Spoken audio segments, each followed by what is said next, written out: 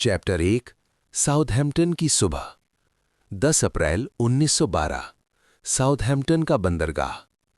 समुद्र की लहरें धीरे धीरे डॉक से टकरा रही थीं, मानो कोई विशालकाय जीव सांस ले रहा हो। हवा में कोयले की तेज गंध, नमकीन पानी की नमी और हजारों लोगों की उत्सुकता मिलकर एक अजीब सी उत्तेजना पैदा कर रही थी। उस दिन पूरा शहर जैसे एक ही जगह की तरफ देख रहा था, डॉक नंबर 44, जहां खड़ा था दुनिया का सबसे बड़ा और सबसे शानदार जहाज आरएमएस टाइटैनिक। लोग उसे अडूबने वाला जहाज कहते थे, नहीं, अडूबने से इनकार करने वाला जहाज। व्हाइट स्टार लाइन ने बड़े गर्व से घोषणा की थी कि टाइटैनिक प्रैक्टिकली अनसिंकेबल है। 16 वाटरटाइट कंपार्टमेंट्स, भले 4 डूब जाएं, जहाज तैरता रहेगा। लोग विश्वास करते थे, क्यों न करते। ये 20वीं सदी का चमत्कार था। 46,000 टन स्टील, लग्जरी और तकनीक का संगम। लेकिन उस सुबह जब सूरज बादलों के पीछे से झांक रहा था, कुछ लोग ऐसे भी थे जो इस चमत्कार को शक की नजर से देख रहे थे। एक युवती खड़ी थी डॉक के किनारे पर, उसके हाथ में एक छोटा सा सूटकेस और आंखों में एक अजीब सी बेचैनी। उसका नाम था एवा मैकगोवन। 21 साल की आयरिश लड़की, गहरे भूरे बाल, हरी आंखें जो समुद्र से भी गहरी लगती थीं। उसने अपना सर्वश्रेष्ठ कपड़ा पहना था, गहरे हरे रंग की ऊनी ड्रेस जिसके किनारे पर हल्की लेस लगी थी। लेकिन उसके चेहरे पर वो उत्साह नहीं था जो बाकी थर्ड क्लास पैसेंजर्स के चेहरों पर चमक रहा था। एवा अमेरिका नहीं जाना चाहती थी, वो भाग रही थी। पीछे मुड़कर देखने की हिम्मत नहीं थी उसमें। डर था कि कहीं कोई परिचित चेहरा दिख जाए, कोई जो उसे रोक ले, कोई जो उसे वापस खींच ले उस अंधेरे में जिससे वो भागी थी। उसके सूटकेस में सिर्फ 2 ड्रेसेस, एक पुरानी तस्वीर और एक छोटा सा लॉकेट था जिसमें उसकी मां की फोटो थी।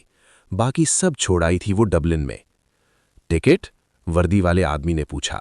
एवा ने थरथराते हाथ से 3rd क्लास का टिकट बढ़ाया। आदमी ने देखा, मुस्कुराया और रास्ता दे दिया। जैसे ही वो गैंगवे पर चढ़ी, उसे लगा कि वो एक नई दुनिया में कदम रख रही है।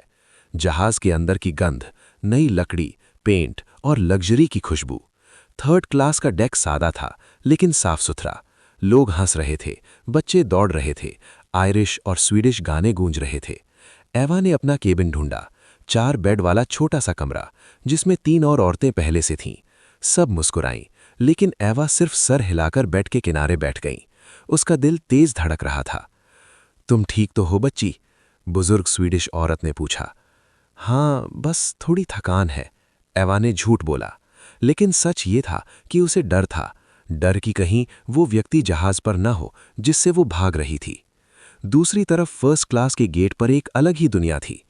एक लंबा गोरा युवक खड़ा था, हाथ में सिगार, आंखों में बोरियत। जैक कैलाहैन, 27 साल का, अमेरिकी, लेकिन लंदन और पेरिस में बड़ा हुआ।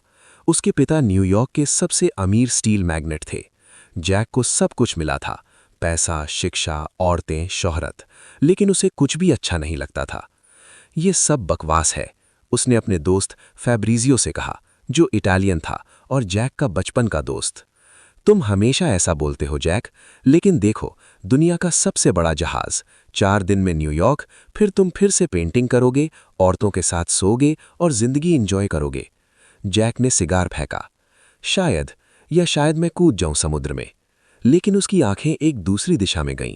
1st क्लास के पैसेंजर्स में एक लड़की थी, रोज डेविड बुकैटर, लाल बाल, सफेद ड्रेस, हीरे की नेकलेस। उसके साथ उसकी मां और उसका मंगेतर कैलेडन हॉकली, पिट्सबर्ग पे स्टील किंग। रोज मुस्कुरा रही थी, लेकिन उसकी मुस्कान नकली थी। जैक ने देखा, वो जानता था ऐसी मुस्कुराहट। वो खुद भी ऐसी ही नकली जिंदगी जी रहा था। वो लड़की दुखी है, जैक ने धीरे से कहा। फैब्रिजियो ने कंधा झटका। अमीर लोग हमेशा दुखी रहते हैं। लेकिन जैक की नज़र रोज पर अटक गई। इसी बीच जहाज के ब्रिज पर कैप्टन एडवर्ड जॉन स्मिथ खड़े थे, 60 साल के, सबसे अनुभवी कैप्टन। उनके साथ 1st ऑफिसर विलियम मर्डॉक और चीफ डिजाइनर थॉमस एंड्रयूज। सब तैयार है? कैप्टन ने पूछा। हाँ सर, कोयला पूरा, प्रावधान पूरा, 2200 से ज्यादा सोल्स ऑन बोर्ड, मर्डॉक ने जवाब दिया। एंड्रयूज मुस्कुराए। ये मेरा सबसे अच्छा काम है कैप्टन, ये जहाज सदियों तक याद किया जाएगा। कैप्टन ने सर हिलाया, लेकिन उनकी आंखों में एक हल्की सी चिंता थी। उन्हें खबर मिली थी कि उत्तर अटलांटिक में आइसबर्ग्स हैं, लेकिन रेडियो रूम से कोई गंभीर चेतावनी नहीं आई थी और व्हाइट स्टार लाइन चाहता था कि जहाज रिकॉर्ड समय में न्यूयॉर्क पहुंचे। फुल स्पीड अहेड, कैप्टन ने ऑर्डर दिया। दोपहर के ठीक 12 बजे टाइटैनिक के हॉर्न ने 3 बार लंबी आवाज दी। रस्सियां खोली गईं, टग बोट्स ने धकेला और धीरे धीरे वो विशालकाय जहाज डॉक से दूर होने लगा। हजारों लोग चीयर कर रहे थे, हैंकचीफ लहरा रहे थे, band God save the king बजा रहा था, लेकिन किसी को नहीं पता था कि ये खुशी की आवाजें कुछ ही दिनों में चीखों में बदल जाएंगी। एवा अपने 3rd क्लास डेक पर खड़ी थी। उसने जहाज को डॉक से दूर जाते देखा। उसका दिल थोड़ा हल्का हुआ, शायद अब सुरक्षित थी वो। लेकिन तभी उसे लगा कि कोई उसे देख रहा है। वो मुड़ी, कोई नहीं, सिर्फ भीड़। लेकिन उसकी नज़र एक आदमी पर पड़ी, काले कोट में, टोपी लगाए, चेहरा छिपा हुआ। वो दूर खड़ा था, लेकिन सीधा एवा को देख रहा था। जैसे ही एवा ने नज़र मिलाई, वो आदमी मुड़ा और भीड़ में गायब हो गया। एवा का दिल डूब गया। नहीं, वो यहाँ कैसे? उसे यकीन नहीं था, शायद गलतफहमी हो, लेकिन उस लॉकेट को उसने कसकर पकड़ लिया। उसी समय 1st क्लास के ग्रैंड स्टेयरकेस पर रोज खड़ी थी। उसकी माँ उसे समझा रही थी कि कैल से शादी करना उसका फर्ज है, परिवार की इज्जत, पैसा। तुम समझती क्यों नहीं रोज? कैल तुम्हें वो सब देगा जो तुम चाहती हो। रोज ने मुस्कुराकर कहा, हाँ माँ, लेकिन अंदर से वो टूट रही थी। उसने नीचे देखा, 3rd क्लास के लोग खुश थे। वो देख रही थी उन्हें, ईर्ष्या हो रही थी। और तभी उसकी नज़र जैक पर पड़ी। जैक भी ऊपर देख रहा था। दोनों की नजरें मिली, एक पल के लिए। जैक ने मुस्कुराया, रोज ने नजरें झुका लीं, लेकिन उस पल में कुछ हुआ। दोनों को लगा कि शायद ये यात्रा सिर्फ समुद्र पार करने की नहीं है। शाम हुई, जहाज अब खुले समुद्र में था। सूरज डूब रहा था, लाल नारंगी रंग समुद्र पर फैल रहा था। एवा अपने केबिन में थी। उसकी रूममेट सो चुकी थी, वो जाग रही थी। लॉकेट खोलकर माँ की फोटो देख रही थी। माँ, मैं सही कर रही हूं ना? तभी दरवाजे पर हल्की दस्तक हुई। एवा डर गई। कौन? कोई जवाब नहीं। वो उठी, दरवाजा खोला। कॉरिडोर खाली था, लेकिन जमीन पर एक छोटा सा कागज पड़ा था। उसने उठाया। उस पर लिखा था, तुम भाग नहीं सकती, मैं यहां हूं। ई। एवा के हाथ कांपने लगे। वो व्यक्ति जहाज पर था और अब कोई रास्ता नहीं था भागने का। टाइटैनिक अब खुले अटलांटिक महासागर में था। साउथहैम्पटन की जमीन पीछे छूट चुकी थी और सामने सिर्फ अनंत नीला पानी फैला हुआ था, जो शाम की रोशनी में चांदी की तरह चमक रहा था। जहाज की 4 चिमनियां धुआं उगल रही थीं। इंजन की गहरी गड़गड़ाहट पूरे जहाज में महसूस हो रही थी, मानो कोई विशालकाय दिल धड़क रहा हो। हवा ठंडी हो चली थी, लेकिन यात्रियों में उत्साह कम नहीं हुआ था। 1st क्लास के लोग ग्रैंड डाइनिंग सलून में इकट्ठा हो रहे थे, 2nd क्लास वाले अपने लाउंज में कार्ड्स खेल रहे थे और 3rd क्लास के यात्री अपने डेक पर आयरिश जिग नाच रहे थे। हंसी और संगीत की आवाजें हवा में घुल रही थीं। ये जहाज सिर्फ एक साधन नहीं था न्यूयॉर्क पहुंचने का, ये एक तैरता हुआ शहर था, जहां हर क्लास की अपनी दुनिया थी, अपनी खुशियां थीं और अपने छिपे हुए राज भी। लेकिन उस पहली रात, जब सूरज पूरी तरह डूब चुका था और तारे आकाश में चमकने लगे थे, कुछ लोग ऐसे थे जिनकी नींद उड़ चुकी थी, जिनके मन में एक बेचैनी थी जो समुद्र की लहरों से भी गहरी थी। एवा मैकगोवन अपने 3rd क्लास कैबिन में अकेली बैठी थी। दरवाजा अंदर से बंद किया हुआ था और हाथ में वो कागज का टुकड़ा पकड़े हुए थी जिस पर लिखा था, तुम भाग नहीं सकती, मैं यहां हूं। ई। कमरे की छोटी सी खिड़की से बाहर देख रही थी, जहां अंधेरा इतना घना था कि समुद्र और आकाश एक हो गए लगते थे। सिर्फ जहाज की लाइटें ही चमक रही थीं, जैसे कोई तैरता हुआ महल हो। उसकी रूममेट्स, वो स्वीडिश बुजुर्ग औरत, एक युवा आयरिश माँ अपने बच्चे के साथ और एक इतालवी लड़की, सब सो चुकी थीं। उनकी सांसों की आवाज़ें कमरे में गूंज रही थीं, लेकिन एवा की आंखों में नींद का नामो निशान नहीं था। वो बार बार उस कागज को पढ़ रही थी, उसकी उंगलियां कांप रही थीं और मन में सवाल उठ रहे थे। क्या वो वाकई एडवर्ड था, उसका पूर्व प्रेमी, जिससे वो भागी थी डबलिन से, जिसने उसे धोखा दिया था, जिसने उसके परिवार को बर्बाद करने की धमकी दी थी? वो काले कोट वाला आदमी जिसे उसने डॉक पर देखा था, क्या वही था या सिर्फ उसका वहम? लेकिन ये नोट, ये संयोग नहीं हो सकता। एवा ने लॉकेट खोला, अपनी माँ की तस्वीर देखी और आंसू आ गए उसकी आंखों में। वो अमेरिका जा रही थी एक नई जिंदगी शुरू करने, लेकिन अब लग रहा था कि उसका अतीत उसका पीछा कर रहा है और इस जहाज पर, जहां भागने का कोई रास्ता नहीं, वो खतरे में है। उसने फैसला किया कि कल सुबह वो क्रू में किसी से बात करेगी, शायद कोई मदद मिले। लेकिन रात भर वो जागती रही, हर छोटी सी आवाज पर चौंक कर, डरते हुए कि कहीं दरवाजा न खुल जाए। उसी समय जहाज के ऊपरी डेक पर फर्स्ट क्लास के ग्रैंड स्टेयरकेस के पास रोज डेविड बुकेतर खड़ी थी। सफ़ेद शाम की ड्रेस में हीरों की नेकलेस चमक रही थी, लेकिन उसका चेहरा उदास था। डिनर खत्म हो चुका था, वो शानदार डिनर जहां ऑयस्टर, लॉबस्टर, रोस्ट बीफ परोसे गए थे, वाइन की नदियां बह रही थीं और अमीर लोग अपनी अपनी कहानियां सुना रहे थे।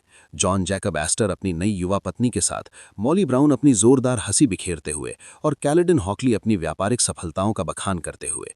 रोज ने सब सहन किया था, मुस्कुराती रही, लेकिन अंदर से वो घुट रही थी। कैल उसका मंगेतर था, ठंडा, महत्वाकांक्षी, नियंत्रण करने वाला आदमी, जिससे शादी करके उसका परिवार कर्ज से मुक्त हो जाएगा। लेकिन रोज को लगता था कि ये शादी उसकी कब्र होगी। उसकी माँ ने कहा था, ये तुम्हारा कर्तव्य है रोज, अमीर लड़कियां सपने नहीं जीती, वो जिम्मेदारियां निभाती हैं। लेकिन रोज सपने देखती थी, स्वतंत्रता के, कला के, प्यार के। वो पेंटिंग करती थी गुप्त रूप से, लेकिन कैल को ये पसंद नहीं था। अब इस जहाज पर वो महसूस कर रही थी कि वो एक सोने के पिंजरे में कैद है। डिनर के बाद वो अकेली बाहर निकल आई थी, ठंडी हवा का मजा लेने, और नीचे थर्ड क्लास डेक की तरफ देख रही थी, जहां संगीत और नाच चल रहा था, लोग आज़ाद लग रहे थे। तभी उसे याद आया वो युवक जैक कैलाहन, जिसकी नज़रें उससे मिली थीं बोर्डिंग के समय। वो अलग लगता था, बिंदास, जैसे कोई नियम उसे बांध नहीं सकते। रोज ने सोचा, काश वो भी ऐसी होती। अचानक हवा तेज हुई और वो अंदर चली गई, लेकिन मन में एक बेचैनी थी, जैसे कुछ बदलने वाला है इस यात्रा में। जैक कैलाहन और उसका दोस्त फब्रिजियो फर्स्ट क्लास के स्मोकिंग रूम में थे, जहां पुरुष सिगार पी रहे थे, पोकर खेल रहे थे और व्यापार की बातें कर रहे थे। जैक ने कुछ हाथ जीते, लेकिन उसका मन नहीं लग रहा था। वो अमीरों की इस दुनिया से तंग आ चुका था। उसके पिता चाहते थे कि वो परिवार का बिजनेस संभाले, लेकिन जैक को पेंटिंग करना पसंद था, घूमना पसंद था, आज़ादी पसंद थी। वो यूरोप घूमकर लौट रहा था, स्केच बुक भरी हुई थी उसकी, पेरिस की गलियों की, इटली के गाँव की। फब्रिजियो ने कहा, जैक तुम यहाँ भी बोर हो रहे हो, चलो कुछ मजा करें। लेकिन जैक की नज़रें रोज को ढूंढ रही थीं।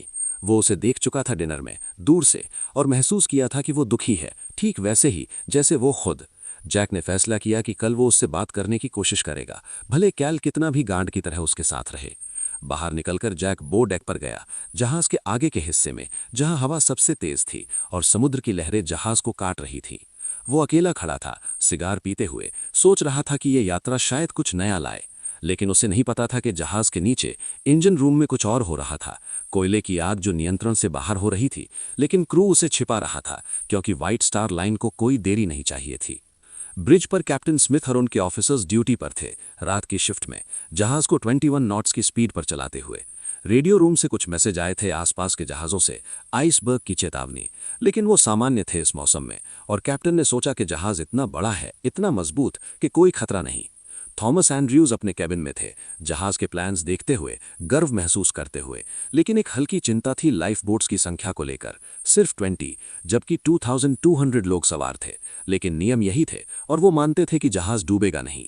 लेकिन रात गहरा रही थी और समुद्र शांत था, खतरनाक रूप से शांत। एवा ने आखिरकार सोने की कोशिश की, लेकिन सपने में वो एडवर्ड को देख रही थी, पीछा करते हुए। अचानक एक आवाज ने उसे जगाया, कॉरिडोर में कदमों की आहट। वो उठी, कान लगाकर सुना, कोई चल रहा था, धीरे धीरे। उसके केबिन के बाहर रुककर एवा की सांस रुक गई, फिर आवाज दूर चली गई। वो राहत की सांस ली, लेकिन अब यकीन हो गया कि वो अकेली नहीं है अपने डर से। सुबह होने तक वो जागती रही, और जब पहली रोशनी आई तो वो बाहर निकली, डेक पर ताज़ी हवा लेने।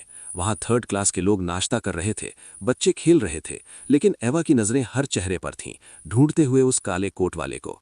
तभी उसे एक आदमी दिखा, दूर खड़ा, फिर गायब। एवा का दिल तेज धड़का, वो भागी, लेकिन जहाज पर भागकर कहाँ जाए।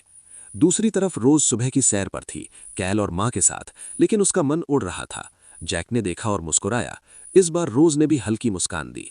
कुछ शुरू हो रहा था, और एवा का रहस्य गहरा रहा था। जहाज आगे बढ़ रहा था, लेकिन खतरे करीब आ रहे थे, दोनों तरह के। छिपे हुए चेहरे और टूटते हुए नियम। 11 अप्रैल 1912 की सुबह टाइटैनिक पर एकदम साफ और चमकदार थी। आकाश बिना बादल का नीला, समुद्र इतना शांत कि जहाज मानो कांच की सतह पर तैर रहा हो। धूप की किरणें स्टील की रेलिंग पर चमक रही थीं और हवा में नमकीन ताजगी के साथ साथ ब्रेकफास्ट की खुशबू फैली हुई थी। फर्स्ट क्लास में ताज़ा क्रोएसान और कॉफ़ी, सेकंड क्लास में अंडे और बेकन, थर्ड क्लास में ओटमील और चाय। जहाज अब आयरलैंड के दक्षिणी तट को पार कर चुका था और क्वींसटाउन, अब कोब, के पास रुकने वाला था, जहां और पैसेंजर्स बोर्ड करने थे। लेकिन उस सुबह यात्रियों का ध्यान सिर्फ जहाज की शान पर था। लोग डेक पर घूम रहे थे, नए दोस्त बना रहे थे, बच्चे दौड़ रहे थे और हर कोई इस अनसिंकेबल जहाज के जादू में डूबा हुआ लग रहा था।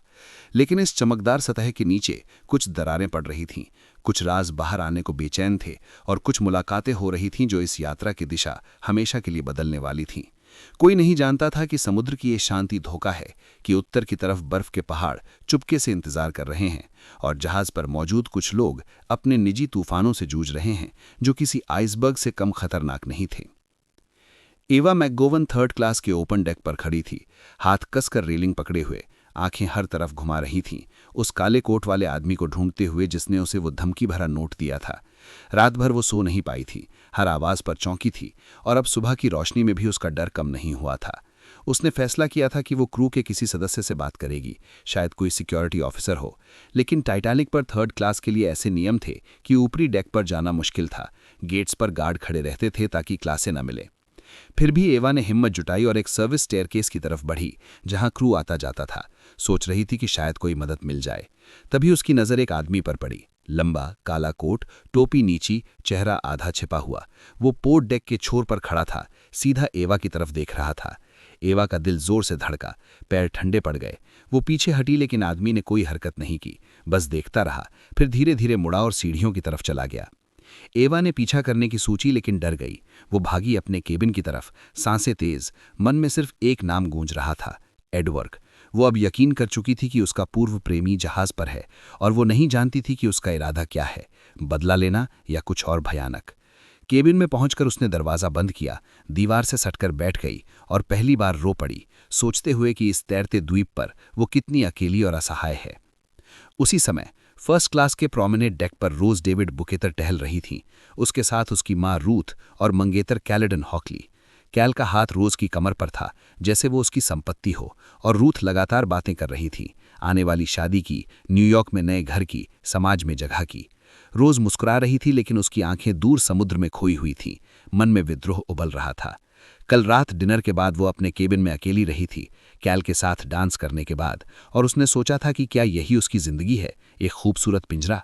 सुबह उठकर वो बाहर आई थी ताज़ी हवा लेने, और अब कैल उसे जिम्नेजियम दिखाने ले जा रहा था, जहां आधुनिक मशीनें थीं, साइकिल, ऊंट की सवारी वाली मशीन, इलेक्ट्रिक हॉर्स।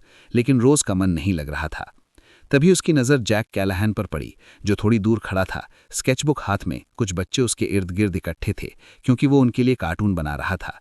जैक ने ऊपर देखा, रोज को देखा और मुस्कुराया, वो सच्ची मुस्कान जो रोज ने महीनों में किसी से नहीं देखी थी। रोज ने अनजाने में मुस्कान लौटाई, लेकिन कैल ने नोटिस किया, उसका चेहरा सख्त हो गया। कौन है वो? कैल ने पूछा।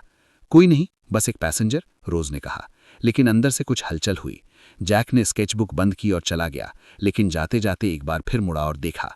वो जानता था कि रोज अलग है और वो उसे जानना चाहता है, नियमों को तोड़कर। दोपहर में जहाज क्वींसटाउन के पास रुका।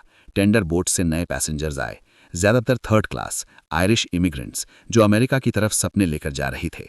एवा डेक पर खड़ी थी, नए लोगों को देख रही थी, सोच रही थी कि शायद कोई मदद कर सके, लेकिन उसकी नज़र फिर उस काले कोट वाले पर पड़ी। इस बार वो नए पैसेंजर्स के साथ नहीं था, बल्कि पहले से जहाज पर था, ये पक्का हो गया। एवा ने हिम्मत जुटाई और एक क्रू मेंबर के पास गई, एक युवा स्टीवर्ड से, नाम था जॉन। मुझे मदद चाहिए, उसने धीरे से कहा, कोई मेरा पीछा कर रहा है।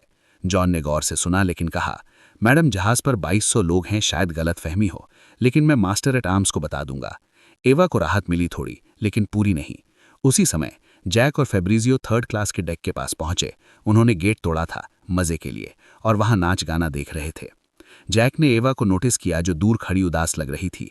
उसने फेब्रिजियो से कहा, वो लड़की डरी हुई लग रही है। लेकिन इससे पहले कि वो कुछ करता, बैंड ने नया गाना शुरू किया और भीड़ नाचने लगी। शाम को ग्रैंड डाइनिंग सलून में फिर डिनर था। चांदी के बर्तन चमक रहे थे, क्रिस्टल ग्लास टकरा रहे थे और बैंड सॉफ्ट म्यूजिक बजा रहा था। रोज टेबल पर बैठी थी, कैल, माँ, मॉली ब्राउन और अन्य अमीरों के साथ, लेकिन उसका ध्यान बार बार जैक पर जा रहा था, जो दूसरी टेबल पर था। उसने किसी तरह फर्स्ट क्लास डिनर में एंट्री पा ली थी। कैल ने नोटिस किया, गुस्सा हुआ लेकिन कुछ नहीं कहा। डिनर के बाद रोज बाहर निकली, अकेली, बो डेक पर, जहां ठंडी हवा चल रही थी। वहां जैक पहले से था, सिगार पीते हुए। खूबसूरत नाइट है, जैक ने कहा। रोज चौंकी लेकिन रुकी। हाँ, उसने कहा। वो बातें करने लगे, पहली बार बिना किसी डर के। जैक ने बताया कि वो पेंटिंग करता है, घूमता है, आज़ादी जीता है। रोज ने कहा कि वो कैद है। दोनों हंसे और उस पल में कुछ जुड़ा, लेकिन दूर से कैल का नौकर उन्हें देख रहा था। इसी बीच एवा को एक और नोट मिला, उसके बेड के नीचे। इस बार लिखा था, आज रात डेक पर आओ वरना सबको बता दूंगा। एवा कांप गई। वो जानती थी कि जाना पड़ेगा। रात गहराई, जहाज आगे बढ़ रहा था। ब्रिज पर ऑफिसर्स आइसबर्ग की चेतावनियां इग्नोर कर रहे थे और समुद्र में बर्फ करीब आ रही थी। लेकिन जहाज पर दो औरतें अपने निजी खतरों से जूझ रही थीं। एक प्यार की तरफ बढ़ रही थी, दूसरी मौत के करीब। रात का सामना और उड़ान की शुरुआत। 11 अप्रैल की रात टाइटैनिक पर गहरा चुकी थी। जहाज अब क्वींसटाउन को पीछे छोड़कर खुले अटलांटिक की ठंडी हवाओं में तेजी से आगे बढ़ रहा था। इंजन की गड़गड़ाहट लगातार चल रही थी। 4 चिमनियों से धुआं आकाश में मिल रहा था और डेक की लाइटें समुद्र पर पीली चादर बिछा रही थी। लेकिन ऊपरी डेक से आगे का हिस्सा अंधेरे में डूबा हुआ था, जहां सिर्फ तारे और चांद की हल्की रोशनी पानी पर टिमटिमा रही थी। हवा में ठंडक बढ़ गई थी। उत्तर की तरफ से आ रही बर्फीली सांसें जैसे चेतावनी दे रही हों। लेकिन ब्रिज पर ऑफिसर्स अभी भी फुल स्पीड बनाए हुए थे। रेडियो रूम में आइसबर्ग की चेतावनियां आ रही थीं, लेकिन उन्हें सामान्य मानकर नजरअंदाज किया जा रहा था, क्योंकि व्हाइट स्टार लाइन का दबाव था कि जहाज रिकॉर्ड समय में न्यूयॉर्क पहुंचे। और कैप्टन स्मिथ खुद मानते थे कि इतने बड़े जहाज को कुछ नहीं हो सकता। फर्स्ट क्लास के लोग डिनर के बाद स्मोकिंग रूम और लाउंज में थे, कार्ड्स खेल रहे थे, वाइन पी रहे थे, हंसी मजाक चल रहा था, जबकि थर्ड क्लास के यात्री अपने डेक पर गाने गा रहे थे या सोने की तैयारी कर रहे थे। लेकिन जहाज पर 2 औरतें ऐसी थीं जिनकी रात नींद से कोसों दूर थी। एक डर के कारण रात के अंधेरे में बाहर निकलने को मजबूर थी और दूसरी आज़ादी की पहली झलक महसूस करते हुए नियम तोड़ रही थी। और इन दोनों की किस्मतें इस रात एक अनजाने तरीके से जुड़ने वाली थीं। एवा मैकगोवन अपने केबिन में बैठी थी, हाथ में वो दूसरा नोट कसकर पकड़े हुए, दिल की धड़कन इतनी तेज कि लग रहा था पूरा कमरा सुन रहा हो। उसकी रूममेट्स सो चुकी थीं, उनकी सांसें नियमित थीं, लेकिन एवा के लिए रात एक लंबा दुष्स्वप्न बन चुकी थी। नोट पर लिखा था, आज रात डेक पर आओ वरना सबको बता दूंगा। और एवा जानती थी कि सबको बताने का मतलब क्या है। एडवर्ड उसके राज जानता था, वो राज जो उसने किसी को नहीं बताया था, वो गलती जो उसने डबलिन में की थी, जिसने उसके परिवार को शर्मिंदगी में डाला था और उसे भागने पर मजबूर किया था। वो नहीं जाना चाहती थी, लेकिन अगर एडवर्ड सच में सबको बता देता तो उसकी नई जिंदगी शुरू होने से पहले ही खत्म हो जाती। आखिरकार उसने हिम्मत जुटाई, एक गहरे रंग का शॉल ओढ़ा, बालों को ढक लिया और चुपके से केबिन से बाहर निकल गई। थर्ड क्लास के कॉरिडोर में कोई नहीं था, सिर्फ जहाज की मशीनरी की आवाजें गूंज रही थीं। वो बो डेक की तरफ बढ़ी जहां नोट में लिखा था, मिलने का। ठंडी हवा उसके चेहरे पर मार रही थी, पैर कांप रहे थे, हर छाया में उसे एडवर्ड नजर आ रहा था। लेकिन जब वो डेक पर पहुंची तो वहां कोई नहीं था, सिर्फ खाली कुर्सियां और अंधेरा। एवा रेलिंग के पास खड़ी हो गई, समुद्र की तरफ देखते हुए सोच रही थी कि शायद ये धोखा हो। लेकिन तभी पीछे से कदमों की आहट हुई। वो मुड़ी और वहां था वो काला कोट वाला आदमी, टोपी नीची, चेहरा चांद की रोशनी में आधा दिख रहा था। एडवर्ड ही था। वो मुस्कुरा रहा था, वो ठंडी मुस्कान जो एवा को हमेशा डराती थी। तुमने सोचा था भाग जाओगी और मैं नहीं ढूंढूंगा। एडवर्ड की आवाज धीमी लेकिन खतरनाक थी। वो करीब आया, एवा पीछे हटी, रेलिंग से सट गई। तुम मेरा पीछा क्यों कर रहे हो? मुझे छोड़ दो, एवा ने कहा, आवाज कांप रही थी। एडवर्ड हंसा, छोड़ दूं? तुमने मुझे धोखा दिया एवा। तुम्हारा वो राज मैंने तुम्हारे पिता को नहीं बताया था तब, लेकिन अब। एवा की आंखों में आंसू आ गए। वो चीखना चाहती थी लेकिन डर से गला रुक गया। एडवर्ड ने उसका हाथ पकड़ लिया कसकर। तुम मेरे साथ वापस आओगी या मैं यहां सबको बता दूंगा कि तुम। तभी एवा ने झटका दिया, खुद को छुड़ाया और भागने की कोशिश की, लेकिन एडवर्ड ने फिर पकड़ लिया, उसका हाथ मरोड़ा। एवा दर्द से चीखी और संघर्ष में वो रेलिंग पर चढ़ गई। पैर फिसला, वो नीचे समुद्र की तरफ झुक गई। ठंडा पानी सैकड़ों फीट नीचे लहरा रहा था। एवा का दिल रुक सा गया, उसे लगा कि बस अब खत्म। लेकिन तभी एक मजबूत हाथ ने उसे कमर से पकड़ लिया और पीछे खींचा। एडवर्ड का हाथ छूट गया और एवा जमीन पर गिर पड़ी, सांसें तेज, आंखें बंद। जब उसने आंखें खोली तो सामने जैक कैलाहैन खड़ा था, सांस फूली हुई, मुट्ठियां कसी हुई, और एडवर्ड कुछ कदम दूर गुस्से से देख रहा था। जैक बो डेक पर अकेला घूम रहा था। रोज से बात करने के बाद उसका मन शांत नहीं था। वो सोच रहा था कि कैसे उस लड़की को इस पिंजरे से आजाद करे। लेकिन तभी उसे चीख सुनाई दी। वो भागा और सीन देख लिया। एक आदमी एक लड़की को जबरदस्ती पकड़े हुए, लड़की रेलिंग पर लटकी हुई। जैक ने बिना सोचे छलांग लगाई और एवा को बचा लिया। अब वो एडवर्ड के सामने खड़ा था। उसे छोड़ो या मैं क्रू को बुलाता हूं, जैक की आवाज में गुस्सा था। एडवर्ड ने जैक को ऊपर से नीचे देखा, मुस्कुराया, फिर एवा को देखा। ये हमारा निजी मामला है सर, मेरी मंगेतर है ये। एवा ने चीख कर कहा, झूठ, मैं इसकी कुछ नहीं हूं। लेकिन एडवर्ड ने कोई जवाब नहीं दिया, बस एवा को एक आखिरी धमकी भरी नजर दी और अंधेरे में गायब हो गया। जैक ने एवा को उठाया। तुम ठीक हो? एवा रो रही थी लेकिन सर हिलाया। थैंक यू, आपने मेरी जान बचाई। जैक ने उसे शॉल ठीक किया। कोई बात नहीं, लेकिन वो आदमी खतरनाक लगता है, तुम्हें क्रू को बताना चाहिए। एवा ने कुछ नहीं कहा, बस दूर देखती रही, लेकिन जैक के चेहरे पर उसे पहली बार सुरक्षा का एहसास हुआ। उसी रात थोड़ी देर बाद रोज अपने केबिन में थी। कैल सो चुका था अग्नि सूट में, लेकिन रोज की नींद नहीं आ रही थी। जैक से बात ने उसके अंदर को जगा दिया था। वो बाहर निकली प्रोमेनाड डेक पर और वहां जैक फिर मिल गया। जैसे किस्मत हो, दोनों हंसे, बातें करने लगे। जैक ने उसे थर्ड क्लास का नाच दिखाया, गेट तोड़कर। रोज पहली बार आजाद महसूस कर रही थी, हंस रही थी खुलकर। और जैक ने कहा, तुम उड़ सकती हो रोज। लेकिन दूर से कैल का नौकर फिर देख रहा था और ब्रिज पर एक नई आइसबर्ग वार्निंग आई थी, जिसे फिर इग्नोर कर दिया गया। रात और गहरी हो रही थी, खतरे करीब आ रहे थे और जहाज पर प्यार और डर दोनों अपने चरम की तरफ बढ़ रहे थे। बर्फ का स्पर्श और टूटता हुआ सपना। 14 अप्रैल 1912 की शाम टाइटैनिक पर अब तक की सबसे ठंडी और सबसे साफ रात थी। आकाश में तारे इतने चमकदार कि लगता था कोई हीरों की चादर बिछा दी गई हो। समुद्र असामान्य रूप से शांत था, कोई लहर नहीं, कोई हवा नहीं, सिर्फ जहाज की अपनी गति से पानी कटने की हल्की आवाज और इंजन की गहरी धड़कन। तापमान तेजी से गिर रहा था। डेक पर चलने वालों ने कोट और शॉल कसकर लपेट लिए थे, लेकिन यात्रियों में अभी भी वही उत्साह था। फर्स्ट क्लास का डिनर अपने चरम पर था। पाम कोट में बैंड हल्का संगीत बजा रहा था। लोग डांस कर रहे थे, हंस रहे थे और कोई नहीं जानता था कि ये उनकी आखिरी खुशी की शाम है। ब्रिज पर फर्स्ट ऑफिसर मर्डॉक और सिक्स्थ ऑफिसर मूडी ड्यूटी पर थे। लुकआउट फ्रेडरिक फ्लीट और रेजिनाल्ड ली क्रोज नेस्ट में ऊपर थे। दूरबीन से अंधेरे को चीरने की कोशिश कर रहे थे, लेकिन दूरबीनें गायब थीं। किसी ने साउथहैम्पटन में गलती से लॉक कर दी थीं। रेडियो रूम में जैक फिलिप्स और हैरोल्ड ब्राइड थके हुए थे। पूरे दिन आइसबर्ग की चेतावनियां आई थीं, कैलिफोर्नियन, मेसाबा, अन्य जहाज़ों से, लेकिन ज़्यादातर को पैसेंजर्स के मैसेजेस के नीचे दबा दिया गया था। और अब जहाज़ 22.5 नॉट्स की रफ्तार से अंधेरे में दौड़ रहा था, क्योंकि कैप्टन चाहते थे कि कल सुबह न्यूयॉर्क के अखबारों में हेडलाइन बने, टाइटैनिक ने रिकॉर्ड तोड़ा।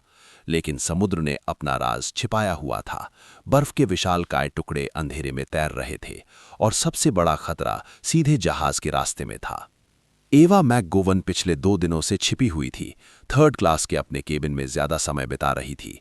बाहर सिर्फ जरूरत पर निकलती थी, क्योंकि एडवर्ड का डर उसके साए की तरह चिपका हुआ था। उस रात जैक के हस्तक्षेप के बाद एडवर्ड गायब हो गया था। कोई नोट नहीं आया, कोई छाया नहीं दिखी, लेकिन एवा जानती थी कि वो गया नहीं है, वो इंतजार कर रहा है सही मौके का। और एवा ने जैक को फिर नहीं देखा था, लेकिन उस रात की कृतज्ञता उसके दिल में थी। वो सोचती थी कि शायद जैक जैसे लोग ही इस दुनिया में सच्चे होते हैं। आज शाम वो डेक पर निकली थी, ताज़ी हवा लेने, शॉल कसकर लपेटे और अजीब तरह से शांत महसूस कर रही थी, जैसे तूफान से पहले की शांति। उसने सोचा कि शायद एडवर्ड ने हार मान ली हो, शायद वो अमेरिका पहुंचकर नई जिंदगी शुरू कर लेगी। लेकिन जैसे ही वो रेलिंग के पास पहुंची, उसे फिर वो परिचित ठंडक महसूस हुई। पीछे से कोई देख रहा था। वो मुड़ी और वहां था एडवर्ड, इस बार बिना टोपी के, चेहरा साफ, आंखें लाल, जैसे पी नहीं सोया हो। अब भागने की कोशिश मत करना एवा, ये जहाज बड़ा है, लेकिन मेरे लिए नहीं। एवा पीछे हटी। मैं कुछ नहीं सुनना चाहती, मुझे अकेला छोड़ दो। लेकिन एडवर्ड करीब आया। तुम मेरे हो, और अगर मेरे नहीं हो सकती तो किसी की नहीं हो सकती। उसकी आवाज में वो पागलपन था जो एवा को पहले भी डराता था। वो भागना चाहती थी, लेकिन पैर नहीं उठ रहे थे। उसी समय फर्स्ट क्लास के बोर्ड डेक पर रोज और जैक साथ थे। पिछले 2 दिनों में वो चुपके से मिलते रहे थे। जैक ने उसे जहाज के गुप्त हिस्से दिखाए थे, इंजन रूम, बॉयलर रूम, जहां कोयले की आग जल रही थी और मजदूर पसीने से तर थे। जैक ने उसे बताया था कि असली जिंदगी ऊपर की चमक में नहीं, नीचे की मेहनत में है। और रोज पहली बार जी रही थी, हंस रही थी, सपने देख रही थी। आज रात जैक ने उसे बोर्डेक के सबसे आगे ले जाया था, जहां हवा सबसे तेज थी। दोनों रेलिंग पर खड़े थे। जैक ने रोज की कमर पकड़ी, हाथ फैलाए और कहा, आई एम फ्लाइंग। रोज ने आंखें बंद की। हवा उसके बाल उड़ा रही थी और पहली बार उसे लगा कि वो सच में आजाद है। कैल का पिंजरा टूट चुका था। दोनों एक दूसरे को देखकर मुस्कुराए और जैक ने धीरे से उसे किस किया। वो चुंबन जो समय रोक देता है। लेकिन दूर से कैल का नौकर लव जॉय देख रहा था और उसने कैल को बता दिया था। कैल का गुस्सा सुलग रहा था। अचानक क्रोज नेस्ट से फोन बजा ब्रिज पर। फ्लीट की आवाज कांप रही थी। Iceberg right ahead.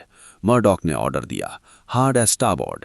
Engine room में टेलीग्राफ बजा, स्टॉप, फुल एस्टर्न। जहाज धीरे से बाएं मुड़ा, लेकिन बहुत देर हो चुकी थी। हर कोई ब्रिज पर सांस रोके खड़ा था और फिर आया वो हल्का सा कंपन, जैसे जहाज ने किसी चीज को छुआ हो। बर्फ के टुकड़े डेक पर गिरे। कुछ पैसेंजर्स ने हंसकर कहा, लगता है बर्फ से टकराए। लेकिन नीचे पानी के अंदर स्टील की प्लेटें फट रही थीं। 16 वाटर टाइट कंपार्टमेंट्स में से 6 में पानी घुस रहा था।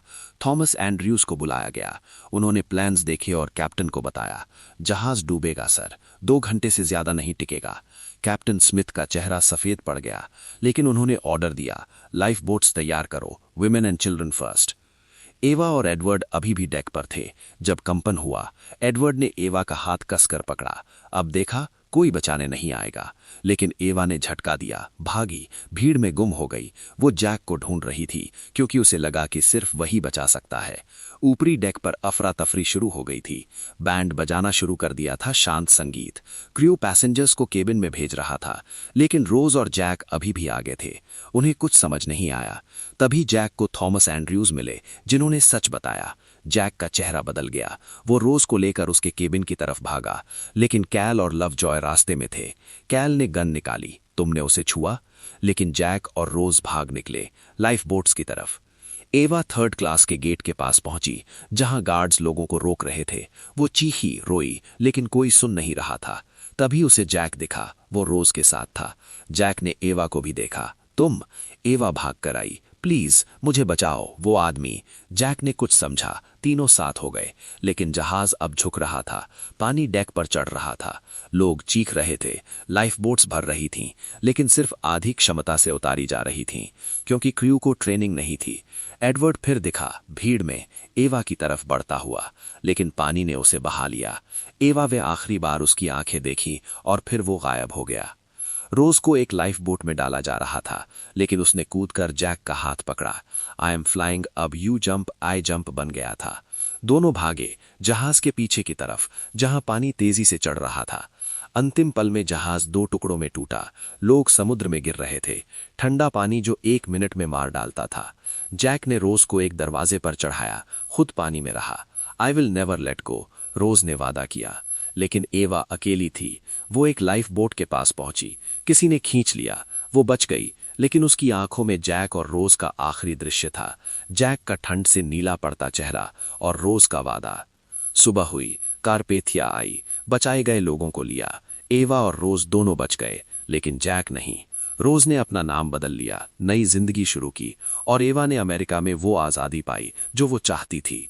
लेकिन दोनों हमेशा उस रात को याद करती रहीं, जब दुनिया का सबसे अडूबने वाला जहाज डूब गया और प्यार, डर और मौत एक हो गए। कारपेथिया की सुबह और जिंदगी का नया अध्याय। 15 अप्रैल 1912 की सुबह धीरे धीरे उजाला हो रहा था। अटलांटिक का समुद्र अभी भी ठंडा और क्रूर था। लहरों पर बर्फ के छोटे छोटे टुकड़े तैर रहे थे और दूर दूर तक फैले मलबे में टाइटैनिक की यादें बिखरी हुई थीं। कुर्सियां, लकड़ी के पैनल, लाइफ जैकेट्स और वो सैकड़ों लोग जो रात भर ठंडे पानी में चीखते रहे थे, लेकिन अब चुप हो चुके थे। आरएमएस कारपेथिया धीरे धीरे आगे बढ़ रहा था। उसके डेक पर बचाए गए लोग इकट्ठे थे, कंबल ओढ़े, चेहरों पर थकान, सदमा और अविश्वास। कोई रो रहा था, कोई खामोश बैठा था, कोई अपने अपनों को ढूंढ रहा था, और बैंड के कुछ सदस्य जो बच गए थे वे हल्का संगीत बजा रहे थे ताकि माहौल थोड़ा सहज हो सके। लेकिन हर कोई जानता था कि दुनिया बदल चुकी थी। वो अडूबने वाला जहाज डूब गया था और उसके साथ 1500 से ज्यादा जिंदगियां हमेशा के लिए समुद्र में समा गई थीं। कारपेथिया के कैप्टन आर्थर रोस्ट्रॉन ने पूरी रात रेस्क्यू किया था, लाइफ बोट्स को खींचा था, लोगों को ऊपर चढ़ाया था, और अब जहाज न्यूयॉर्क की तरफ बढ़ रहा था, जहां अखबारों में पहले खुशी की हेडलाइंस छपी थीं, लेकिन अब दुख और गुस्से की लहर दौड़ेगी। बचाए गए लोग एक दूसरे को देख रहे थे, जैसे पूछ रहे हों कि हम क्यों बचे और वो क्यों नहीं। और इस सवाल का कोई जवाब नहीं था, सिर्फ किस्मत और वो ठंडा पानी जो मौत बन गया था। एवा मैकगवन कार्पेथिया के थर्ड क्लास डेक पर एक कोने में बैठी थी, कंबल लपेटे हुए, आंखें लाल लेकिन सूखी क्योंकि रोने की ताकत भी खत्म हो चुकी थी। उसने पूरी रात लाइफ बोट में कांपते हुए बिताई थी, पानी की आवाजें सुनते हुए, चीखें सुनते हुए और जैक का चेहरा याद करते हुए, जो अंतिम पल में रोज को बचाने के लिए खुद पानी में रहा था। एवा को याद था कि कैसे जैक ने उसे भी गेट से बाहर निकाला था, कैसे तीनों साथ भागे थे, लेकिन अंत में वो अलग हो गई थी और एक लाइफ बोट में जगह मिल गई थी क्योंकि एक औरत ने उसे खींच लिया था। एवा ने आखिरी बार एडवर्ड को देखा था, पानी उसे बहा ले गया था, उसकी आंखों में वो आखिरी नफरत और हैरानी, और अब एवा को अजीब तरह की राहत महसूस हो रही थी कि उसका अतीत सच में डूब गया है, लेकिन साथ ही गिल्ट भी था कि वो बच गई और इतने लोग नहीं बचे। उसने अपना लॉकेट खोला, माँ की तस्वीर देखी और धीरे से कहा, मैं पहुंच गई माँ, अब नई शुरुआत। कार्पेथिया पर उसे कोई नहीं जानता था, कोई उसका पीछा नहीं कर रहा था और पहली बार उसे लगा कि वो सच में आज़ाद है।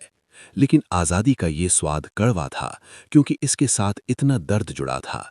वो सोच रही थी कि न्यूयॉर्क पहुंचकर वो क्या करेगी। शायद कोई छोटा काम ढूंढे, एक कमरा किराए पर ले और धीरे धीरे अपनी जिंदगी बनाए, बिना किसी राज के, बिना किसी डर के। रोज डेविड बुकेतर फर्स्ट क्लास के एक केबिन में थी जिसे कार्पेथिया के क्रू ने दिया था। वो खिड़की से बाहर देख रही थी, हाथ में वो हीरे की नेकलेस नहीं थी जो कैल ने दी थी। उसने उसे समुद्र में फेंकने का सोचा था, लेकिन अभी नहीं, अभी नहीं। उसकी आंखें सूजी हुई थीं क्योंकि उसने जैक को खो दिया था। वो आखिरी पल याद आ रहे थे, जैक का हाथ ठंडा पड़ता जा रहा था, उसकी आवाज धीमी होती जा रही थी, नेवर लेट गो।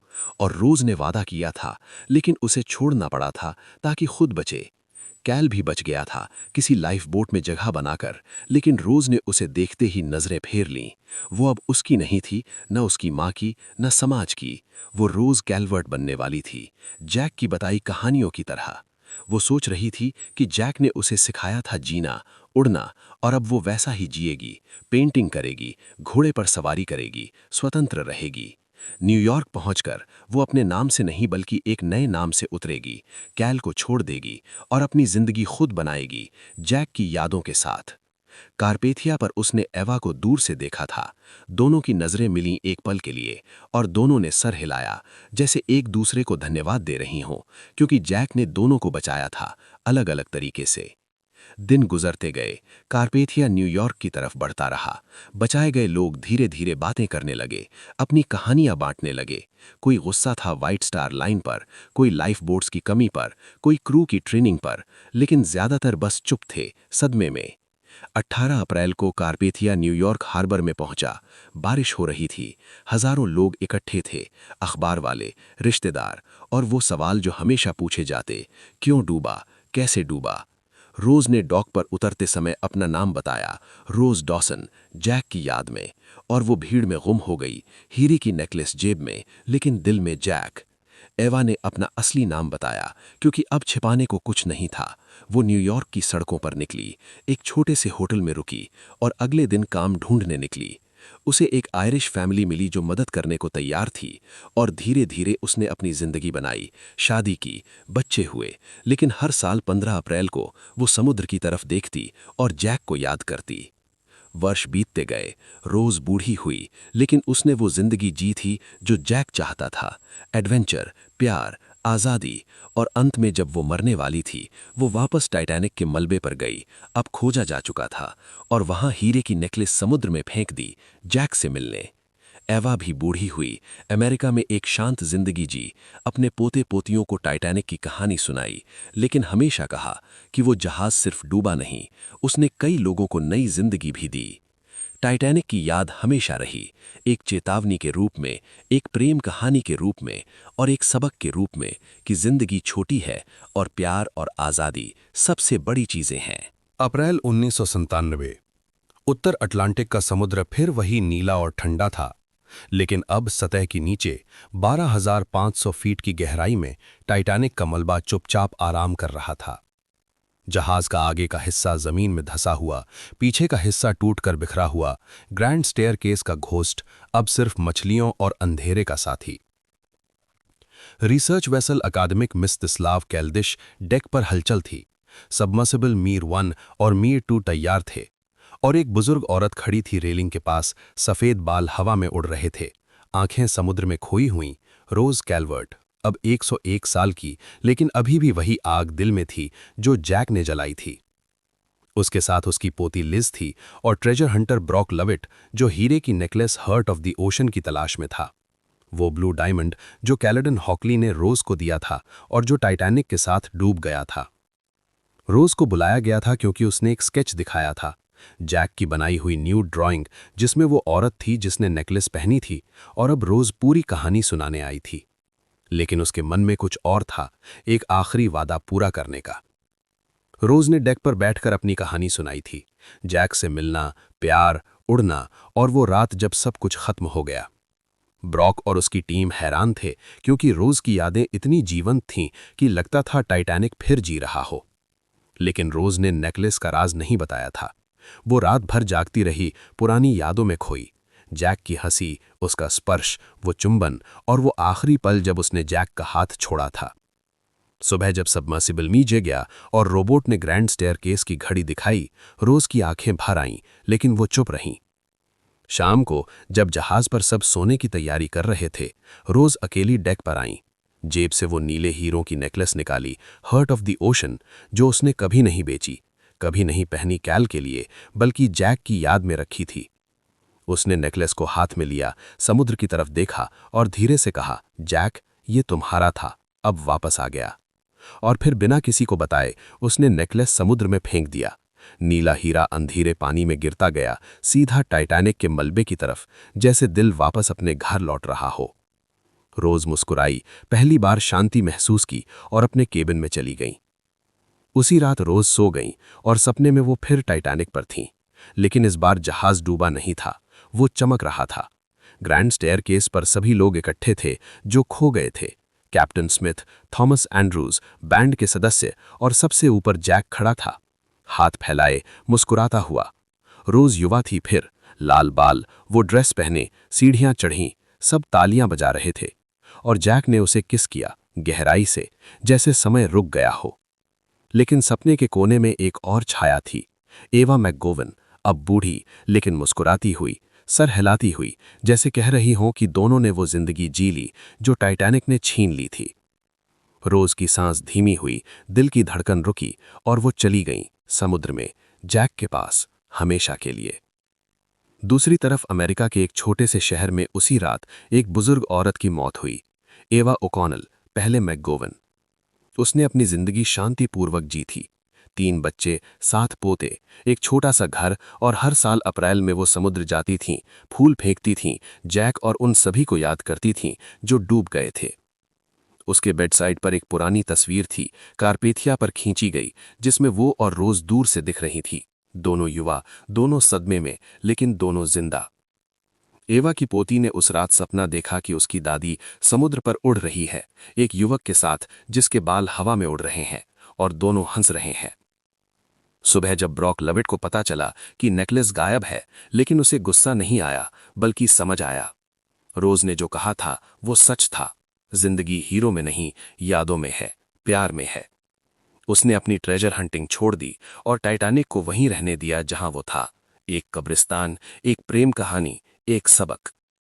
समुद्र ने सब कुछ वापस ले लिया, जहाज, हीरे, जिंदगियां, लेकिन जो दिया वो कोई नहीं ले सका, आजादी, प्यार, और वो याद जो सदियों तक जीती रहेगी। टाइटैनिक डूबा नहीं था, वो हर उस दिल में तैरता रहा जो कभी प्यार किया, कभी डरा, और फिर भी जिया। दिल का महासागर, 1997 की एक ठंडी रात। उत्तर अटलांटिक का समुद्र फिर से शांत था, लेकिन अब सतह के नीचे टाइटैनिक का मलबा सदियों की नींद सो रहा था। रिसर्च शिप एकेडमिक मिस्टिस्लाव कैल्दिश पर लाइटें जल रही थीं, सबमर्सिबल तैयार थे, और डेक पर एक बुजुर्ग औरत खड़ी थी, रोज कैल्वर्ट, 101 साल की, सफेद बाल, कमजोर शरीर, लेकिन आंखें अभी भी वही चमक लिए हुए जो 1912 में जैक ने देखी थीं। उसके साथ उसकी पोती लिजी कैल्वर्ट थी, जो रोज को व्हील चेयर पर लेकर आई थी, और ट्रेजर हंटर ब्रॉक लविट अपनी टीम के साथ, जो हार्ट ऑफ द ओशन नाम के उस नीले हीरे की तलाश में थे जो टाइटैनिक के साथ डूब गया था। ब्रॉक को एक स्केच मिला था, जैक की बनाई हुई न्यूड पेंटिंग, जिसमें रोज थीं और गले में वही नेकलेस। और अब रोज पूरी कहानी सुना चुकी थी। जैक से मिलना, प्यार, उड़ान, वो रात और वो आखिरी वादा। टीम हैरान थी क्योंकि रोज की यादें इतनी ताज़ा थीं मानो कल की बात हो। लेकिन रोज ने नेकलेस का राज अभी तक नहीं बताया था। वो रात भर जागती रहीं, केबिन की खिड़की से समुद्र देखती रहीं और जैक से बातें करती रहीं, मन ही मन। तुमने कहा था ना जैक, जिंदगी को पूरा जीना, मैंने जी लिया। सुबह हुई, सबमर्सिबल नीचे गया, रोबोट ने मलबे की तस्वीरें भेजीं। ग्रैंड स्टेयरकेस की टूटी घड़ी अभी भी 2:20 पर रुकी हुई। वो जगह जहां जैक इंतजार करता था, वो सेफ जहां से स्केच मिला था। रोज को स्क्रीन पर देखकर आंसू आ गए, लेकिन वो मुस्कुराई भी। ब्रॉक ने पूछा, तो नेकलेस कहाँ है रोज? रोज ने कुछ नहीं कहा, बस सर हिलाया। शाम ढलते ढलते शिप पर सब थककर सोने चले गए। सिर्फ रोज अकेली डेक पर आई, व्हील चेयर खुद चलाते हुए। ठंडी हवा उसके चेहरे पर मार रही थी। उसने कोट की जेब से वो नीला हीरा निकाला, हार्ट ऑफ द ओशन, जो उसने कभी नहीं बेचा, कभी कैल को वापस नहीं किया, बल्कि पूरे जीवन जैक की याद में रखा था। हीरा चांदनी में चमक रहा था, ठीक वैसे ही जैसे 1912 में ग्रैंड डाइनिंग सैलून में चमका था। रोज ने उसे हाथ में ऊपर उठाया, समुद्र की तरफ देखा और धीरे से कहा, तुम इंतजार कर रहे हो ना जैक, ये तुम्हारा दिल था, अब वापस आ गया। और फिर बिना किसी हिचक के उसने नेकलेस समुद्र में फेंक दिया। नीला हीरा हवा में चमका, फिर पानी में गिरा और सीधा नीचे की तरफ डूबता गया, टाइटैनिक के मलबे की तरफ जहां जैक का दिल हमेशा से था। रोज ने आंखें बंद की, मुस्कुराईं और पहली बार पूरी शांति महसूस की। उसी रात रोज अपने केबिन में लेटी और नींद आई, गहरी शांत नींद। सपने में वो फिर युवा थीं, लाल बाल लहरा रहे थे।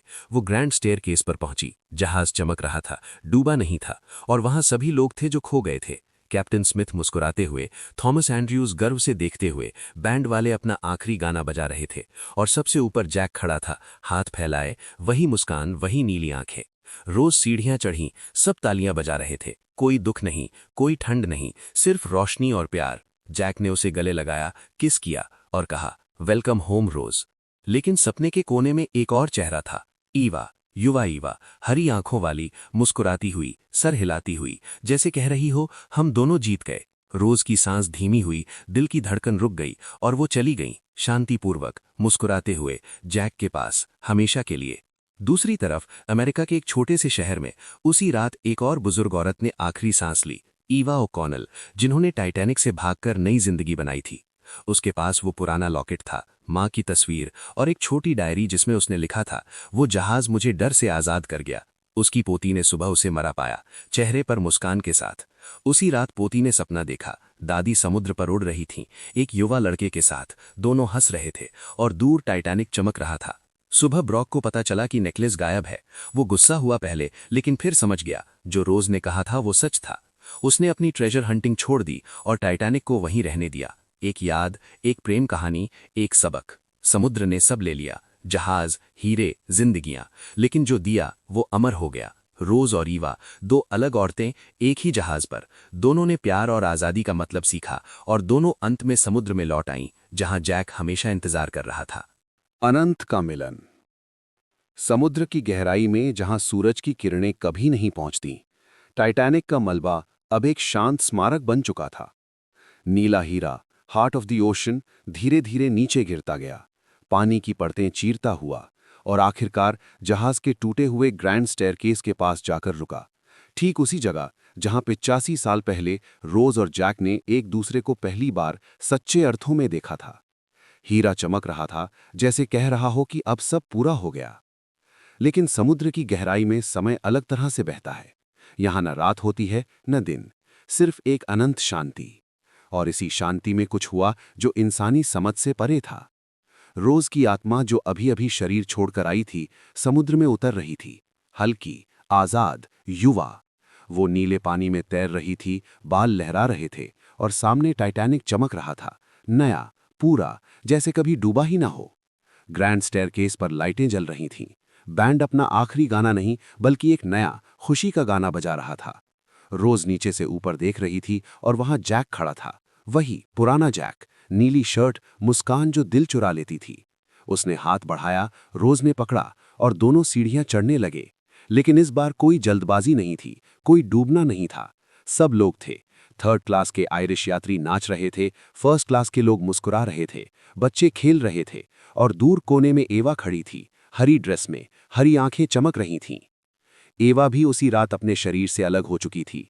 उसकी आत्मा समुद्र में उतरी और उसे लगा जैसे कोई पुराना दोस्त बुला रहा हो। वो टाइटैनिक पर पहुंची, जहां अब कोई क्लास का फर्क नहीं था, कोई गेट नहीं थे, कोई डर नहीं था। उसने रोज को देखा जो जैक के साथ ऊपर जा रही थी, और मुस्कुराई। रोज ने भी एवा को देखा, दोनों की नजरें मिली। कारपेथिया पर मिली थी एक बार, लेकिन अब जैसे सदियों से जानती हों। एवा ने सर हिलाया, जैसे कह रही हो हम दोनों पहुंच गए। रोज ने हाथ से इशारा किया, आओ ना, और एवा भी सीढ़ियां चढ़ने लगी। ऊपर पहुंचकर तीनों मिले, जैक, रोज और एवा। जैक ने एवा को देखकर मुस्कुराया, तुमने भी अच्छे से जी लिया ना? एवा ने हंसकर कहा, तुम्हारी वजह से, तुमने मुझे उस रात बचाया था, और रोज को भी। रोज ने एवा का हाथ पकड़ा, हम तीनों एक ही जहाज पर थे, एक ही किस्मत में। जैक ने दोनों को गले लगाया और कहा, अब कोई डूबना नहीं, अब सिर्फ उड़ना है। फिर वो तीनों बो डेक पर गए, जहां कभी रोज और जैक ने आई एम फ्लाइंग कहा था। अब जहाज उड़ रहा था, समुद्र के ऊपर, तारों के बीच, अनंत की तरफ। एवा ने भी हाथ फैलाए, हवा उसके बाल उड़ा रही थी, और पहली बार उसे लगा कि वो सच में आजाद है। एडवर्ड का डर गया, अतीत गया, सिर्फ ये पल बाकी था। रोज और जैक एक दूसरे का हाथ पकड़े थे, और एवा उनके साथ, तीनों हंस रहे थे, जैसे बच्चे। पीछे टाइटैनिक चमक रहा था, सब लोग खुश थे, कोई दुख नहीं, कोई अफसोस नहीं। समुद्र की सतह पर 1997 की सुबह ब्रॉक लवेट डेक पर खड़ा था। रोज के जाने की खबर सुनकर उसे कुछ समझ नहीं आ रहा था, लेकिन दिल में एक अजीब शांति थी। उसने समुद्र की तरफ देखा, और उसे लगा जैसे दूर कहीं कोई हंसी की आवाज आई हो, 3 लोगों की, जो अब हमेशा साथ थे। टाइटैनिक डूबा था, हाँ, लेकिन वो तीनों नहीं डूबे, वो उड़ गए अनंत महासागर में, जहां प्यार कभी नहीं डूबता, डर कभी नहीं जीतता, और जिंदगी हमेशा जारी रहती है। रोज, जैक और एवा, 3 आत्माएं, एक जहाज, एक अनंत कहानी। अनंत की लहरें। समुद्र के ऊपर, जहां आकाश और पानी एक हो जाते हैं, वहां एक ऐसी जगह है जो न समय की कैद है, न मौत की। टाइटैनिक अब वहां तैर रहा था, न डूबा हुआ, न टूटा हुआ, बल्कि हमेशा नया, हमेशा चमकता हुआ। सूरज कभी नहीं डूबता वहां, हवा हमेशा हल्की और खुशबू भरी रहती है, और लहरें गाना गाती हैं। पुराने आयरिश गीत, वॉल्ट्स और वो संगीत जो बैंड ने आखिरी रात बजाया था। यहां कोई क्लास नहीं थी, कोई डर नहीं था, कोई अलगाव नहीं था, सिर्फ जिंदगी थी। वो जिंदगी जो 1912 में छिन गई थी, लेकिन यहां वापस मिल गई थी। रोज, जैक और एवा अब तीनों साथ थे, जैसे पुराने दोस्त जो कभी अलग हुए ही ना हों। वो बो डेक पर खड़े थे, जहां कभी रोज और जैक ने हाथ फैलाए थे। अब तीनों के हाथ फैले हुए थे, रोज बीच में, जैक एक तरफ, एवा दूसरी तरफ। हवा उनके बाल उड़ा रही थी, और तीनों हंस रहे थे। जैक ने कहा, देखो, अब कोई रेलिंग नहीं रोक रही, अब सच में उड़ सकते हैं। एवा ने पहली बार बेझिझक हंसी छोड़ी, वो हंसी जो डबलिन में कभी नहीं हंसी थी, वो हंसी जो एडवर्ड के डर ने दबा रखी थी। मैंने सोचा था आजादी सिर्फ जमीन पर मिलती है, लेकिन यहां तो कुछ और ही है। रोज ने दोनों का हाथ कसकर पकड़ा। ये वो आजादी है जो जैक सिखाता था, दिल की। फिर वो तीनों जहाज के अंदर गए।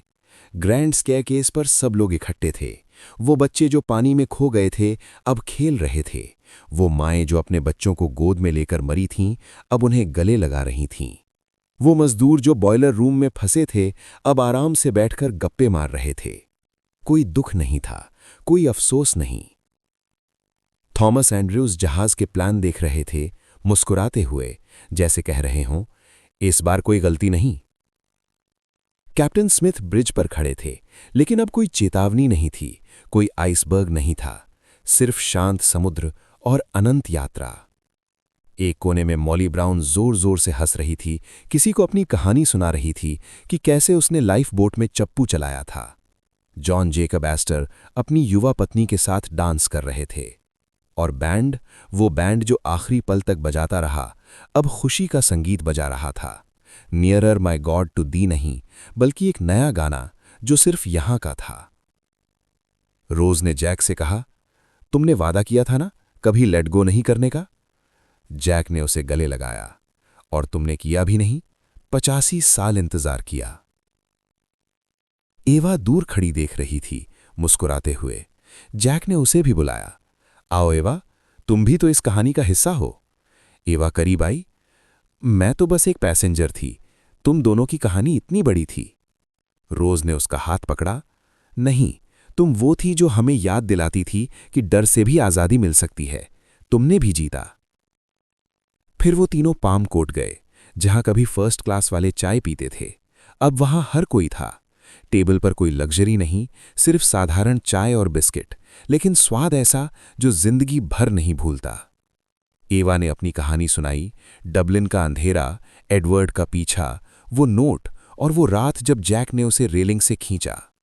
रोज ने अपनी सुनाई। कैल का पिंजरा, मां का दबाव और जैक से मिलकर उड़ना। जैक ने सिर्फ मुस्कुराकर सुना, फिर कहा, सब कहानियां एक ही हैं, प्यार की, डर की और जीत की। रात हुई, लेकिन यहां रात भी रोशनी भरी थी। तीनों बाहर निकले, जहाज के आगे के हिस्से में। समुद्र नीचे नहीं, चारों तरफ था। तारे पानी में तैर रहे थे। जैक ने कहा, अब कोई आइसबर्ग नहीं आएगा। एवा ने हंसकर कहा, और कोई एडवर्ड भी नहीं। रोज ने दोनों को देखा, और कोई कैल भी नहीं, सिर्फ हम तीनों। फिर वो उड़ने लगे, सच में उड़ने लगे। जहाज से ऊपर, लहरों के ऊपर, तारों के बीच। कोई गुरुत्वाकर्षण नहीं था, कोई सीमा नहीं थी। रोज के लाल बाल उड़ रहे थे, एवा की हरी आंखें चमक रही थीं, जैक की मुस्कान हमेशा की तरह थी। तीनों हाथ में हाथ डाले उड़ते गए, अनंत की तरफ, जहां कोई कहानी खत्म नहीं होती, बस नई शुरुआत होती है। नीचे जमीन पर लोग टाइटैनिक को याद करते रहे।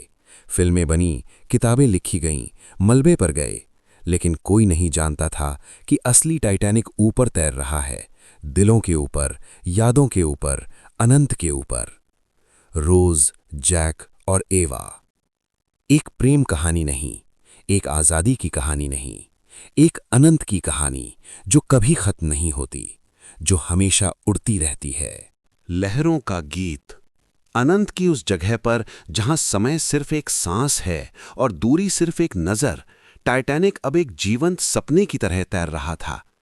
समुद्र नीला नहीं, बल्कि हर रंग का था, कभी सोने का, कभी चांदी का, कभी उन यादों का जो लोग लेकर आए थे।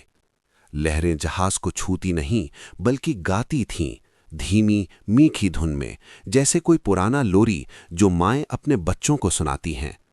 यहां कोई अंत नहीं था, कोई शुरुआत नहीं थी, सिर्फ एक निरंतर बहाव था, प्यार का, आज़ादी का और उन कहानियों का जो कभी खत्म नहीं होती। रोज, जैक और एवा अब अलग अलग नहीं घूमते थे, वो तीनों एक हो चुके थे, जैसे तीन लहरें जो मिलकर एक बड़ी लहर बन जाती हैं। कभी वो ग्रैंड स्टेयरकेस पर बैठते, नीचे देखते जहां लोग अपनी अपनी छोटी छोटी खुशियां मना रहे थे। कभी बो डेक पर जाते, जहां हवा अब ठंडी नहीं बल्कि गुनगुनी थी। कभी थर्ड क्लास के डेक पर, जहां आयरिश गाने हमेशा गूंजते रहते थे। एवा को अब आयरलैंड की याद नहीं सताती थी, न डबलिन की गलियां, न एडवर्ड का चेहरा। वो सब धुंधला हो चुका था, जैसे कोई पुरानी तस्वीर जो फीकी पड़ गई हो। अब सिर्फ ये पल था, जैक की हंसी, रोज की मुस्कान और उनका साथ। एक दिन, अगर यहां दिन कहें तो, तीनों जहाज के सबसे आगे वाले हिस्से में गए, जहां कभी लुकआउट्स आइसबर्ग देखते थे। अब वहां कोई खतरा नहीं था, सामने सिर्फ अनंत था। तारे पानी में तैर रहे थे, पानी तारों में। जैक ने कहा, याद है मैंने कहा था कि जिंदगी को पूरा जीना है, हर दिन जैसे आखिरी हो। रूज ने हंसकर कहा, तुमने तो 4 दिन में ही सिखा दिया। एवा ने पहली बार अपनी कहानी पूरी तरह खोलकर सुनाई, कैसे वो भागी थी, कैसे डर उसके पीछे लगा था, कैसे उस रात जैक ने उसे सिर्फ रेलिंग से नहीं, जिंदगी भर के डर से बचाया था। जैक ने सिर्फ सर हिलाया, मैंने कुछ नहीं किया, तुम खुद मजबूत थीं, मैंने बस हाथ बढ़ाया था। फिर वो तीनों चुप हो गए, लहरों का गीत सुनने लगे। वो गीत कुछ ऐसा था, हम डूबे नहीं, हम बहते हैं, यादों की लहरों में, प्यार की धारा में, जहां कोई आइसबर्ग नहीं, कोई ठंड नहीं, सिर्फ गर्मी है दिलों की, रोशनी है आत्माओं की। हम उड़ते हैं, हम तैरते हैं, अनंत के महासागर में हमेशा के लिए। रोज ने जैक की आंखों में देखा, तुम्हारा वादा पूरा हुआ, मैंने कभी लेट गो नहीं किया। जैक ने एवा की तरफ देखा, और तुमने डर को लेट गो कर दिया। एवा ने दोनों को गले लगाया, हम तीनों ने जीत लिया। नीचे जमीन पर लोग टाइटैनिक को अलग अलग तरीके से याद करते रहे। कोई फिल्म बनाता, कोई किताब लिखता, कोई मलबे पर जाता, लेकिन कोई नहीं जानता था कि असली टाइटैनिक ऊपर है, अनंत में, जहां रोज, जैक और एवा अब एक ही लहर बन चुके हैं। वो लहर कभी थमती नहीं, वो हर उस दिल में पहुंचती है जो प्यार करता है, जो डरता है, जो फिर भी जीता है। कभी कभी किसी ठंडी रात में अगर तुम समुद्र के किनारे खड़े हो और कान लगाकर सुनो तो लहरों में एक गीत सुनाई देगा, 3 आवाज़ों का, एक हंसी, एक मुस्कान और एक आज़ादी की कहानी। टाइटैनिक की कहानी खत्म नहीं हुई, वो बस बदल गई। अब वो डूबने की कहानी नहीं, वो उड़ने की कहानी है, तीनों की, हमेशा की। घर की शांति, अंतिम समापन। अनंत की उस जगह पर जहां न समय की कोई गिनती थी, न यादों का कोई बोझ, न जिंदगी और मौत का कोई फर्क, वहां रोज, जैक और एवा अब पूरी तरह घर में बस चुके थे। वो छोटा सा लकड़ी का घर अब उनका अपना आशियाना था। बाहर से देखने में साधारण, जैसे किसी पुराने आयरिश गांव का कॉटेज, लेकिन अंदर से इतना गर्म, इतना भरा हुआ कि लगता था सारी दुनिया की शांति यहीं समा गई हो। चिमनी में आग धीरे धीरे जल रही थी, लकड़ियां कभी कभी चटकतीं और वो आवाज घर में एक हल्की, आरामदायक लय पैदा करती थी, जैसे कोई पुराना लोरी जो बचपन में माँ गाती थी। टेबल पर 3 पुराने मग रखे थे, जिनमें चाय की भाप अभी भी उठ रही थी, भले ही चाय कभी ठंडी नहीं होती थी यहां। और खिड़की से बाहर वो अनंत रोशनी फैली हुई थी, न बहुत ज्यादा चमकदार कि आंखें चौंधिया जाएं, न बहुत धुंधली कि कुछ दिखे ना, बस ठीक उतनी जो दिल को सुकून दे। तीनों कुर्सियों पर बैठे थे, जैक बीच में, रोज उसकी दाहिनी तरफ, एवा बाईं तरफ, और कोई कुछ बोल नहीं रहा था, क्योंकि अब बोलने की कोई जरूरत नहीं रह गई थी। सब कुछ आंखों से, मुस्कान से, हाथ की गर्माहट से कह दिया गया था।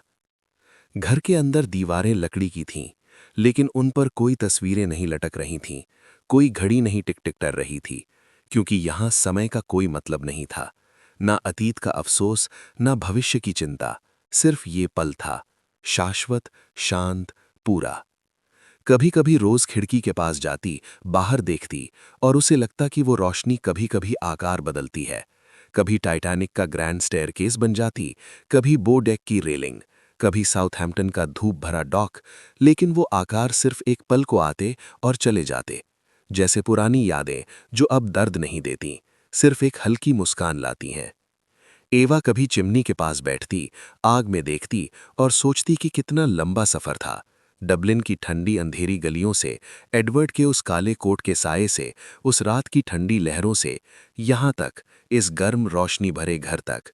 और उसे अब कोई अफसोस नहीं था, कोई सवाल नहीं था, सिर्फ एक गहरी कृतज्ञता थी कि सब कुछ सार्थक हो गया, कि डर के बाद आज़ादी मिली, कि भागने के बाद घर मिला। घर के बाहर जैक दरवाजे पर खड़ा होता, बाहर देखता और मुस्कुराता, वो मुस्कान जो हमेशा से उसकी थी, बिंदास, शरारत भरी, लेकिन अब उसमें एक गहराई थी, जैसे वो जानता हो कि अब कोई जल्दबाजी नहीं, कोई रिकॉर्ड तोड़ने की होड़ नहीं, सिर्फ ये शांति है जो कभी नहीं जाएगी। कभी कभी तीनों साथ बाहर निकलते, घर के छोटे से बगीचे में, जहां फूल बिना मौसम के खिलते थे, बिना पानी के हरे रहते थे, और वहां बैठकर वो चुपचाप समय बिताते, ना कोई बात, ना कोई गाना, बस एक दूसरे की मौजूदगी। एवा कभी फूलों को छूती और उसे लगता कि वो फूल उसकी पुरानी जिंदगी की तरह हैं, जो कभी सूखे लगते थे,